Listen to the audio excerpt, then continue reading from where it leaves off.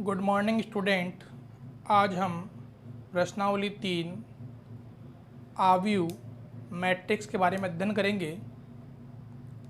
Matrix के अंदर हम आव्यूह की परिभाषा, उसके प्रकार के बारे में सामान्य अध्ययन करेंगे। सबसे पहले हम बात करते हैं कि जो हमारे पास में आव्यूह है, मैट्रिक्स है, इसकी क्या परिभाषा होती है। सभी विद्यार्थी कॉपी पेन साथ लेके बैठे हैं तथा जो बिंदु आपको लिखवाए जा रहे हैं उन बिंदुओं को आप नोट करते हुए चलें। परिभाषा है हमारे पास में, परिभाषा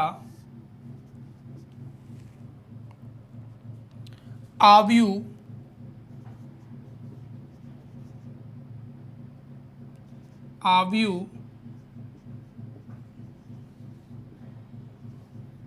संख्याओं या फलनों का एक आयताकार क्रम विन्यास होता है। आव्यूह क्या होता है? संख्याओं या फलनों का एक आयताकार क्रम विन्यास होता है। यहां से हम लिखेंगे आव्यूह को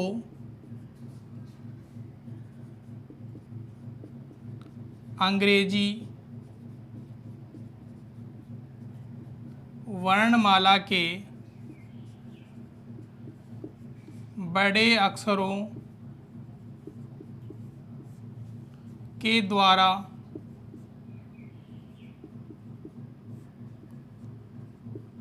प्रदर्शित किया जाता है। आव्यूह को अंग्रेजी वर्णमाला के बड़े अक्षरों के द्वारा प्रदर्शित किया जाता है। फॉर एग्जाम्पल लें अपन तो देखो यहाँ से 2, 3, 4, 5, यानी हमारे पास में 2/2 का क्या है, ये आव्यूह है। इसी प्रकार एक एग्जाम्पल और ले लेते हैं, 3 - 1 5, 2 7 -2 4 -3 6।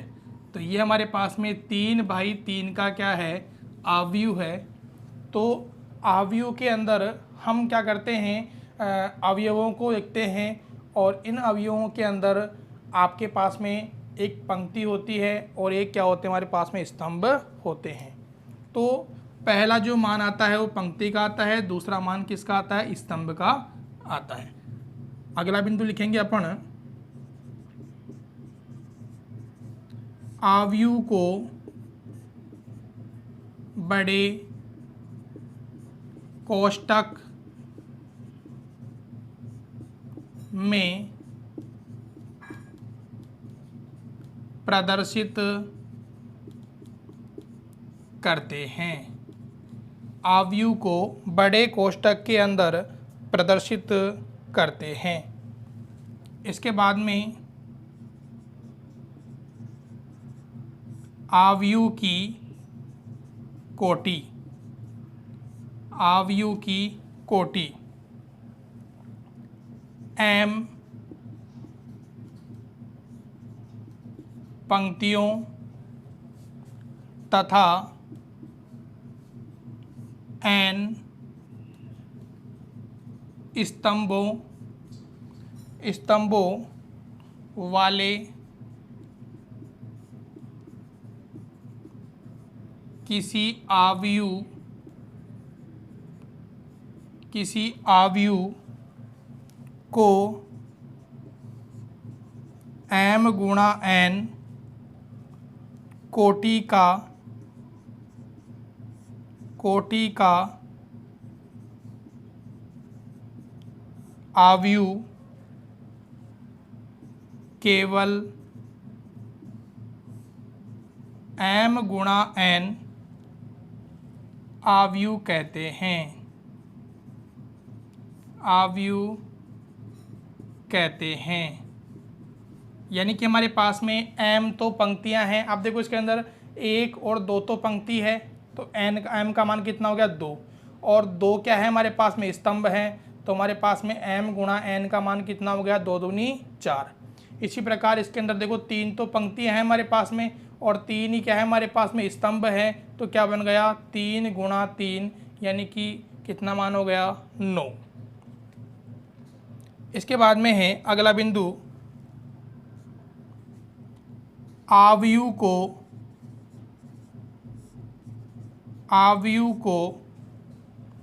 A बराबर AIJ m गुणा n से प्रदर्शित करते हैं, जहाँ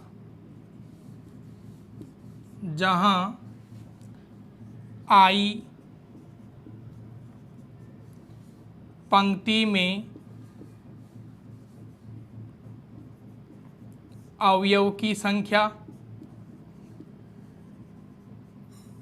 या पंक्ति में अवयव का स्थान कर लो इसको, पंक्ति में अवयव का स्थान। इसी प्रकार J होता है हमारे पास में स्तंभ में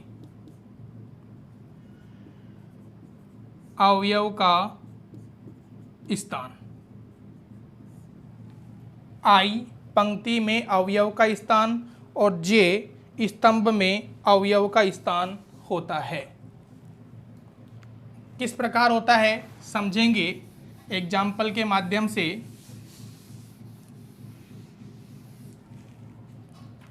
हमारे पास में कोई मैट्रिक्स है, मान लो मैंने ये मैट्रिक्स बना दिया, तो देखो A11 A12 A13 A21 A22 A23, ये क्या हो जाएगा हमारे पास में 2 गुणा 3, यानी 2 तो पंक्तियां हैं और 3 क्या है हमारे पास में स्तंभ है। तो देखो पहली पंक्ति पहला स्तंभ, पहली पंक्ति दूसरा स्तंभ, पहली पंक्ति तीसरा स्तंभ, दूसरी पंक्ति पहला स्तंभ, दूसरी पंक्ति दूसरा स्तंभ, दूसरी पंक्ति तीसरा स्तंभ। इस प्रकार हम क्या करते हैं अवयवों को पढ़ते हैं। जैसे हमारे पास में A11 A12 है, A13 है, A21 और A22। किस प्रकार पढ़ेंगे, पहली पंक्ति पहला स्तंभ, पहली पंक्ति दूसरा स्तंभ, दूसरी पंक्ति पहला स्तंभ और दूसरी पंक्ति और दूसरा स्तंभ। यानी कि पंक्ति की संख्या पहले पढ़ते हैं, उसके बाद में उसके स्तंभ की संख्या को पढ़ते हैं। तो ये है स्तंभ आव्यूह की सामान्य जानकारी हो गई। अब बात करते हैं अपन आव्यूह के प्रकारों के बारे में। अगला टॉपिक हमारे पास में है आव्यूह के प्रकार।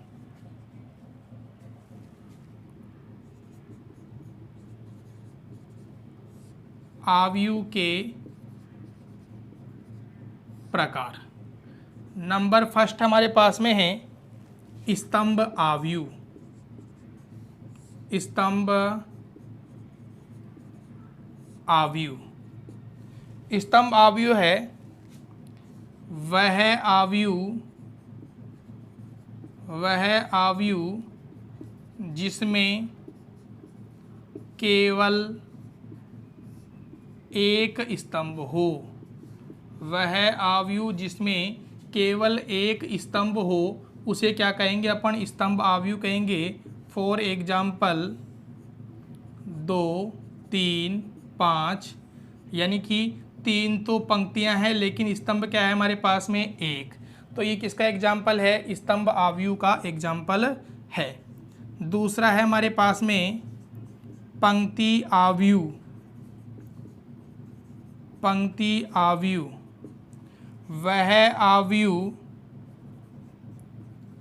वह आव्यूह जिसमें केवल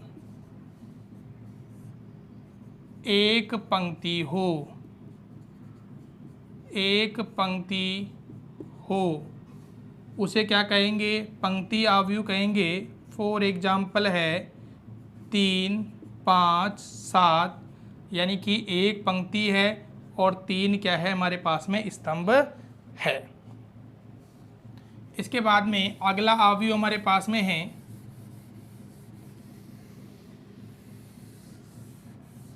अगला अवयव है वर्ग अवयव। तीसरा है हमारे पास में वर्ग अवयव। वर्ग अवयव किसे कहेंगे? वह अवयव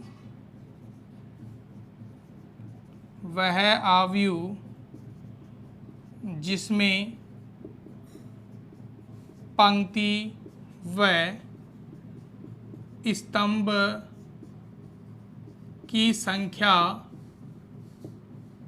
समान हो उसे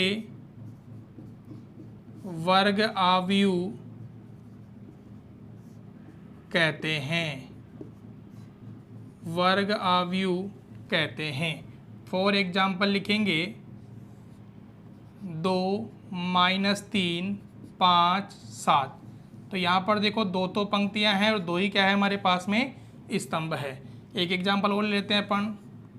1, 3, 5, 7, 9, 11, -2, 5, -3।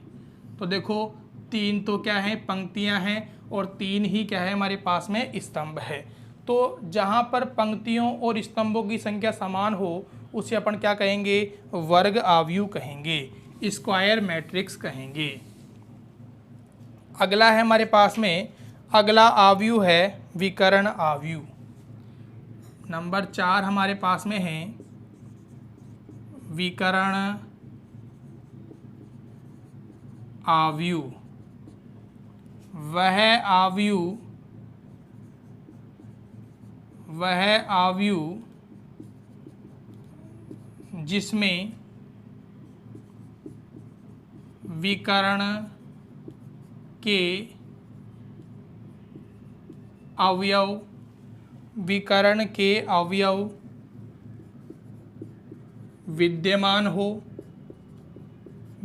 के अवयव विद्यमान हो तथा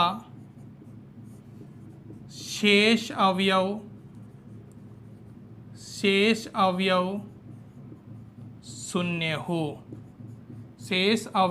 शून्य हो।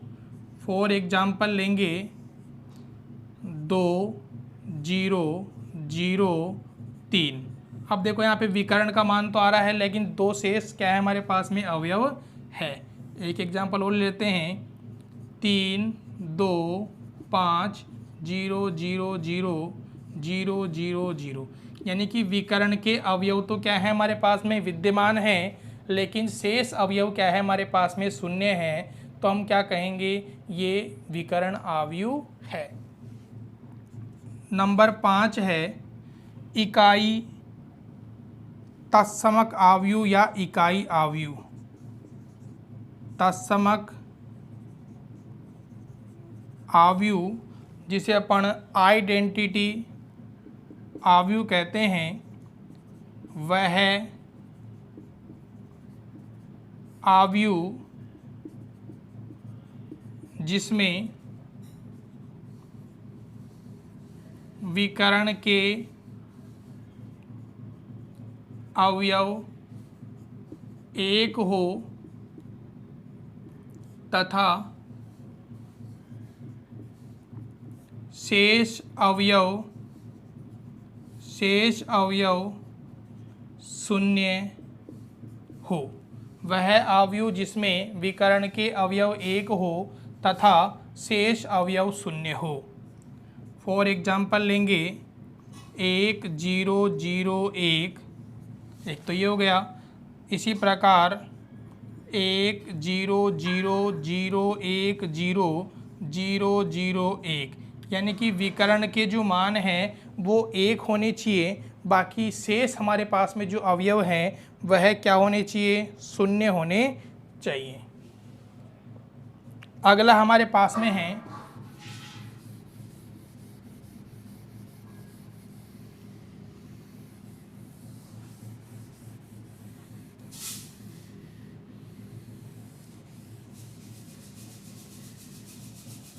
अवयवों की समानता, अवयवों की समानता, अवयवों की समानता। तो यहाँ से दो अवयव ए बराबर AIJ तथा B बराबर BIJ समान कहलाते हैं, समान कहलाते हैं यदि वे समान कोटि के हों, वे समान कोटि के हों, वे समान कोटि के हों। यानी कि उनके जो अवयव हैं, अवयवों की जो कोटि है वह क्या होनी चाहिए, समान होनी चाहिए। तब आपके दो अवयव क्या होते हैं, दो अवयव क्या होते हैं, समान होते हैं। इसके बाद में हमें इन परिभाषाओं को पढ़ना है। इसके बाद में हम अगले वीडियो के अंदर प्रश्नावली 3.1 के सवालों को सोल्व करेंगे। वीडियो को लाइक, शेयर व सब्सक्राइब जरूर करें। धन्यवाद।